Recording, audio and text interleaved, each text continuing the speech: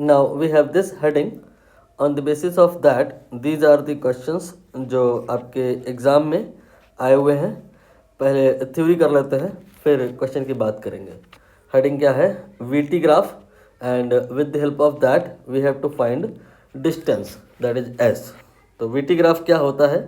Velocity and time के बीच का graph. Suppose करिए कि कोई एक पार्टिकल है या कोई एक गाड़ी है और वो 5 मीटर पर सेकेंड की कांस्टेंट स्पीड से चल रही है. तो t बराबर 0 पर इसका स्पीड आपको समझ में आ गया, 5 मीटर पर सेकेंड होगा.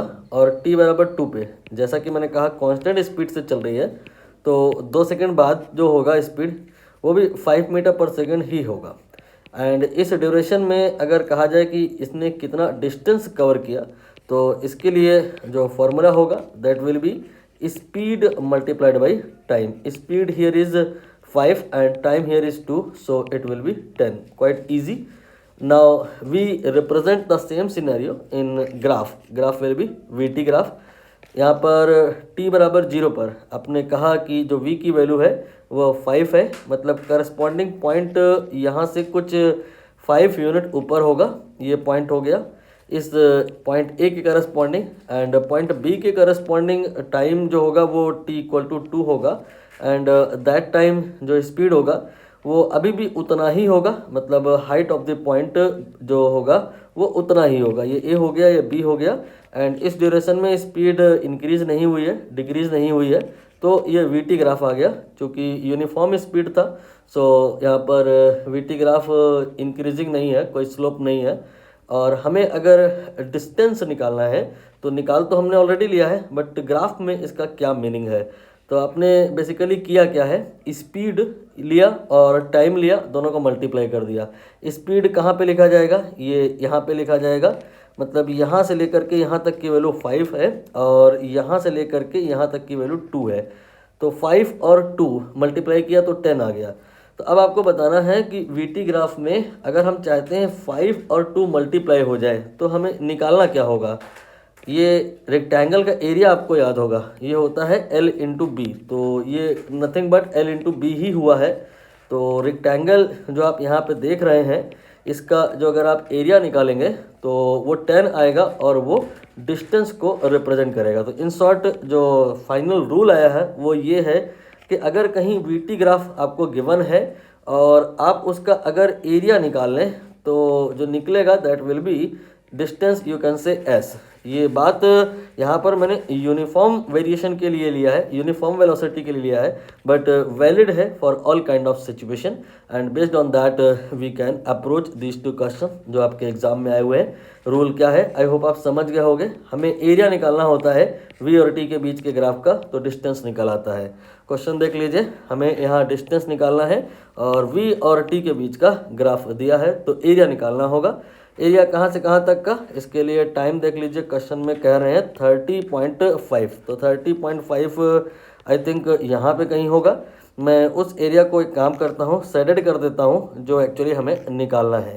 तो ये आपका इन टोटल एरिया है जो हमें यहाँ पे निकालना होगा 30.5 तक का. तो कैसे निकलेगा, आप इसको रेक्टेंगल ट्रायंगल के टर्म में ब्रेक कर सकते हैं. तो यहाँ पर अगर हम कुछ पॉइंट्स मेंशन कर लें, जैसे कि इसको M लिख लें और इसको N लिख लें और इसको B लिख लें, तो ये वाला एरिया अभी पहले हम निकालेंगे, फिर जो दूसरा एरिया है उसको निकालेंगे और फिर दोनों को जोड़ देंगे. तो पहले जो हम एरिया निकालने जा रहे हैं OBAM, this is what you can see over here कि ये एक ट्रेपेजियम है. What is trapezium? अगर एक कोई आपको 4 साइड्स का क्वाड्रिलेटरल गिवन है मान लो, और उसमें 2 साइड जैसे यहाँ पर आप देख लो पैरेलल है, then it will be trapezium. तो ट्रेपेजियम का जो एरिया का फॉर्मूला होता है वो होता है half into sum of parallel side. तो ये वाला और ये वाला, ये दोनों पैरेलल है, तो इनका टोटल सम निकालना पड़ेगा. तो 200 और 400 ये हो जाएगा 600. एंड देन इसके बाद में इनके बीच की डिस्टेंस, ये और ये इनके बीच का जो दूरी होगा वो आप नोटिस करो, ये यहाँ पे लिखा है, ये आपका 2 हो गया. और सॉल्व करेंगे तो ये कैंसिल होगा, ये आ जाएगा 600. ठीक है. नाउ वी विल सी कि जो नेक्स्ट सिनेरियो है दैट इज़ रेक्टेंगल. रेक्टेंगल का जो एरिया होता है वो L इंटू बी होता है. तो ये आपका 400 ये हो गया मल्टीप्लाइड बाई यहाँ से यहाँ तक का। अब आपको टाइम देखना पड़ेगा, 2 सेकंड से 30.5 सेकंड के बीच में ये आई थिंक 28.5 आएगा। थोड़ी सी कैलकुलेशन मुझे ऐसा लग रहा है हार्ड हो जाएगी, इतनी भी नहीं। यहाँ पर आप इसे 40 इंटू 285 लिख सकते हैं। इसके बाद में यहाँ पर ये एक ज़ीरो लिख लो, 4 5 ज़ा ये 20 हो गया, 4 8 ज़ा ये 32 हो गया, और 2 ये 4 हो गया, और फिर इसके बाद में 4 2 ज़ा 8 और 3 ये 11 हो गया। 11400 एंड जो पहले आया था 600, सबको जोड़ दीजिए तो ये आ जाएगा 12 के बाद में 3 बार 0, ये आया मीटर में, but in kilometre if you talk it will B 12 kilometre. ये हो गया, आसान सा प्रश्न था। नाउ ये क्वेश्चन आप चाहे तो खुद से कर सकते हैं। इसमें भी कहानी वही है, वीटी ग्राफ गिवन है और हमें निकालना है डिस्टेंस। तो डिस्टेंस कैसे निकलता है, वीटी ग्राफ का एरिया निकालना होता है। एरिया कहाँ से कहाँ तक जो लिमिट होती हैं वो क्वेश्चन में गिवन रहती हैं, 0 और 4।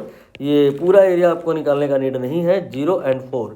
तो 0 से आप एरिया लेते जाइए और 4 तक जाइए, ये आगे का area not required to calculate. Now यहाँ पर ये जो फिगर बन के आई है, again it is a trapezium, reason being यहाँ पर ये और ये these are the parallel sides. तो फॉर्मूला लगा लें एरिया का, half into sum of parallel sides, मतलब we need this one and that one. तो ये 0 और 4 के बीच में जो है ये तो 4 हो जाएगा, और जो ए बी है वो 2 एंड 4 के बीच में है, तो 4 माइनस 2 ये 2 हो जाएगा, and multiplied by distance in between जो कि इसके बराबर होगा, दैट इज 10। यहाँ पे आप 10 लिख सकते हैं और फिर इसे सॉल्व करेंगे तो ये 4 और 2 6, 6/2 ये 3 और गुणे 10, तो ये आपका 30 मीटर फाइनल आंसर हो गया। अभी के लिए इतने ही क्वेश्चन हैं इस छोटी सी बात पे, बाकी next heading will be in next video.